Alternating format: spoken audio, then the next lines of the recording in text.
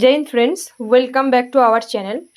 Friends, তোমরা জানো যে আজকে ডব্লিউবিপির কেসগুলো নিয়ে আজকে হিয়ারিং ডেট ছিল হাইকোর্টে। তো কোর্টে আজকে হিয়ারিং ডেটে কি কি আলোচনা হয়েছে কেসগুলো নিয়ে আমি সেগুলো বিস্তারিতভাবে তোমাদের জানাচ্ছি।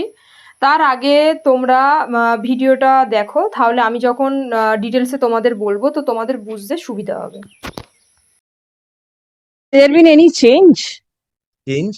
Change means in the circumstances, the process has started, nothing of the sort. Status quo is continuing. Status quo, and What do you want now? I'll be praying that matters will be Hearing. upgraded and taken up because now on the last two occasions there was no panel, so therefore Lordship was pleased to keep all the matters today. There are other matters also. One Mr. Firdaus Shami is moving, so I'll be praying that there are three matters of mine where I am appearing, and other matters I think Mr. Shami mentioned. So keep it, my lord, in accordance with your Lordship's. Give me the item. Item numbers in my matters are 270, 76 and 222 arising out of the same recruitment process. 226. 75, 76 and 22.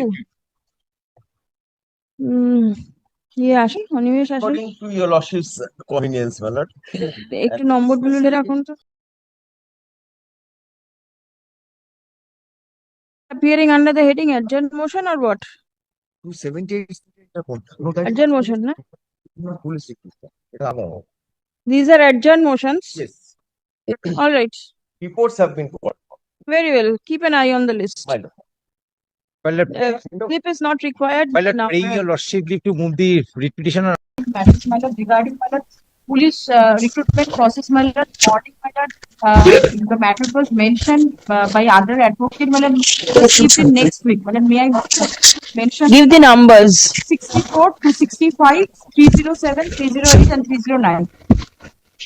Put it down in a piece of paper and give it to my learned, to my officer. বুঝতে পেরেছেন? Please 220 সকালবেলা যেগুলো mention করে না তার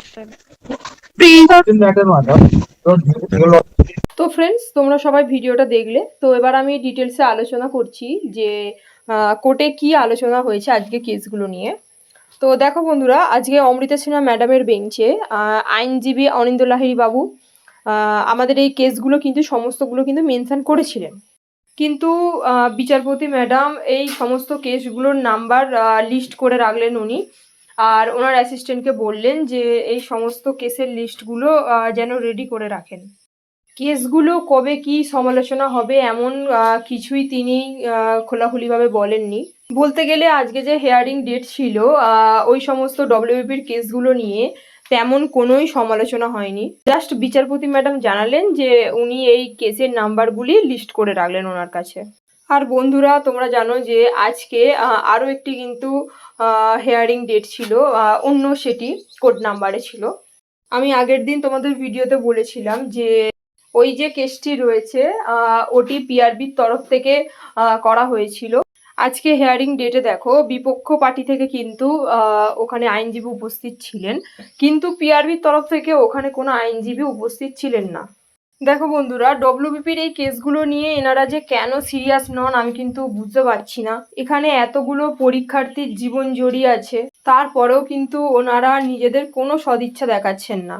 ডব্লিউবিপির কিন্তু সমস্ত পরীক্ষার্থীরা আজকে একটা আশা করেছিল যে আজকে যে হিয়ারিং ডেট ছিল হয়তো কোনো একটা ভালো কিছু খবর আসবে তাদের জন্য, কিন্তু বিচারপতি এসে উনি যা বললেন তাতে আগামী কত দিনের মধ্যে বা কত মাসের মধ্যে যে এই ডব্লিউবিপির কেসটা মিটবে সেটা কিন্তু স্পষ্টভাবে বলা যাচ্ছে না। দেখো বন্ধুরা, তোমাদের আমি একটা কথাই বলবো যে তোমরা সবাই একজোট হও, নইলে কিন্তু এই ডেটের পর ডেট কিন্তু আসতেই থাকবে। তোমরা সবাই তো আশা করলে যে 8 তারিখে কিছু যদি ভালো খবর পাওয়া যায়, কিন্তু কিছুই পাওয়া গেল না। কিন্তু তোমরা সবাই জানো যে আজকে উনি যদি চাইতেন যে মানে দেখো সমস্ত কেসগুলো তো একটার সাথে একটা জড়িয়ে, কোনো যে একদম আলাদা আলাদা পুরো যে কেস ওরকম কিন্তু না, সবগুলো কিন্তু একটার সাথে একটা জড়িয়ে। আর তোমরা তো আজকে নিজের চোখেই সবাই হিয়ারিংয়ের ভিডিওটা দেখলে, তো আজকের হিয়ারিংয়ের ডেটে সেরকম কিছু কি আলোচনা হয়েছে বলে তোমাদের মনে হলো বলো? এই যে এতগুলো কেস ছিল, এতগুলো কেসের মধ্যে কোনো একটা কেস সেরকম ভালো করে কিছু আলোচনা হলো না।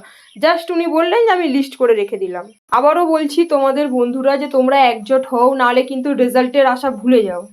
দেখো তোমাদের আরও একটা কথা বলে রাখি, দেখো আমি স্পেসিফিক কোনো সরকারকে ইন্ডিকেট করে কিছু বলছি না, আগের সরকার হোক বা এই সরকার হোক, দেখো আপনারা কিন্তু কয়েকদিনের মধ্যে ভাতা চালু করে দিতে পারছেন, কিন্তু এই যে এত বছর ধরে কেসটা ঝুলে রয়েছে, এই কেসটার কিভাবে সমাধান হতে পারে সেই ব্যাপারে কিন্তু কারোর বিন্দুমাত্র গুরুত্ব নেই। জাস্ট কেসটা চলছে, একটার পর একটা ডেট আসছে আর কেসটা এইরকম ভাবেই চলতে থাকছে। দেখো বন্ধুরা, তোমরা যদি চাও তোমরা নিজেরাই তোমাদের রেজাল্ট কিন্তু বার করতে পারবে, শুধুমাত্র তোমাদের সকলকে একজোট হতে হবে। তো বন্ধুরা, ভিডিওটা এখানেই শেষ করছি। নতুন কোনো আপডেট এলে আমি আবার নতুন একটি ভিডিও নিয়ে তোমাদের সামনে চলে আসবো। তোমরা সবাই ভালো থেকো, সুস্থ থেকো। জয় হিন্দ, জয় ভারত।